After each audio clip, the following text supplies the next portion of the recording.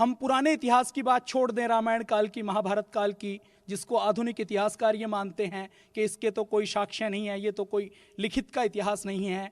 हम पिछले 2000 वर्षों की भी अगर बात करें तो इन 2000 वर्षों में जब जब देश के ऊपर विपत्ति आई है, जब जब देश में धर्म की हानि हुई है, जब जब देश में मानवता के ऊपर कोई संकट आया है, तो ऋषि मुनि आते रहे हैं, साधु संत आते हुए हैं, सन्यासी आते हुए हैं।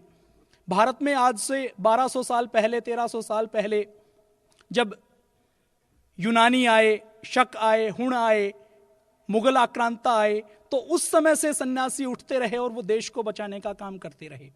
8वीं शताब्दी तक जब यूनानी आ चुके थे, शक आ चुके थे, हुण आ चुके थे, और जब एक बार देश में ऐसा वातावरण बन गया था कि अब तो मानवता बचनी मुश्किल है, चारों ओर अंधविश्वास है, आडंबर है, विदेशी लोग आ रहे हैं, भारत को लूट रहे हैं, खसूट रहे हैं, नोच रहे हैं, माताओं बहनों के साथ बलात्कार कर रहे हैं, तो 8वीं शताब्दी में एक पहला महापुरुष आया आदि शंकराचार्य जी के नाम से, और उन्होंने सबसे पहले भारत के सोए हुए राष्ट्र धर्म को जगाया।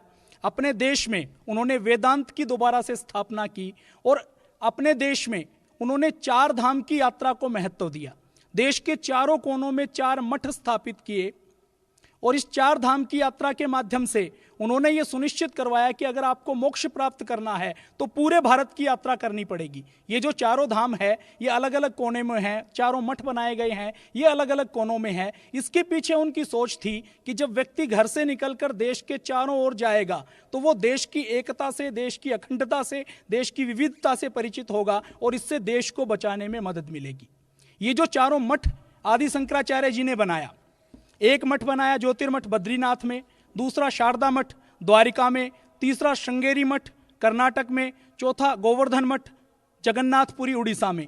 इन चारों मठों में, इन मठों का काम था सन्यासियों का प्रशिक्षण देना। चारों मठों के माध्यम से ये चिंतन किया जाना कि राष्ट्र के ऊपर जो विपत्ति आ रही है, ऐसे व्यक्तियों को तैयार किया जाए जो देश को, समाज को बचाने का काम करें। ये मठ तो प्रशिक्षण के बड़े केंद्र थे। इन मठों में भर्ती करने के लिए सन्यासी कहाँ से आए, इसके लिए आदि शंकराचार्य जी ने 52 मंडियों की स्थापना की। ये 52 मंडियाँ देश के अलग अलग हिस्सों में थी। इसके अंदर सन्यासी रहते थे और देश व समाज के अच्छे अच्छे व्यक्तियों को निकालकर इनके माध्यम से भर्ती करके चारों मठों में भेजते थे।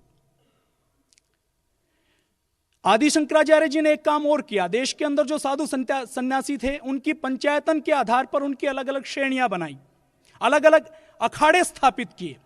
एक मठ होता है, एक अखाड़ा होता है। मठ के अंदर तो सभी प्रकार के साधु सन्यासी रहते हैं, अखाड़े के अंदर वही साधु सन्यासी रहते हैं, वही संत रहते हैं जो शस्त्र के साथ शास्त्र रखते हैं और शास्त्र की रक्षा करने के लिए जब जरूरत पड़ती है तो शस्त्र का भी प्रयोग करते हैं।